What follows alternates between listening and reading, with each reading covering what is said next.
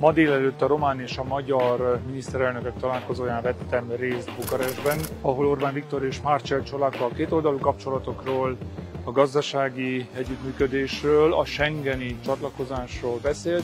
A Romániai Magyar Demokrata Szövetség is abban érdekelt, hogy a két ország között legyen egy állandó párbeszéd, és nagyon fontosnak tartom azt, hogy egy év alatt harmadik alkalommal került sor egy ilyen beszélgetésre.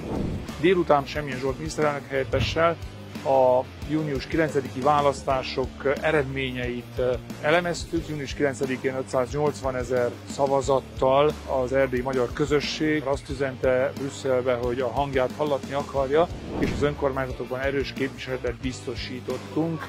Ismét arra készülünk, hogy az államelnök és a parlamenti választások kampányában ismét felmutassuk az erdélyi magyarok hangját. Ha adottak a feltételek, akkor a kormányzati szerepvállalásra készülünk, hisz kormányon keresztül tudjuk segíteni a mi közösségünket, a kormányból tudjuk megvédeni az erdélyi magyarokat.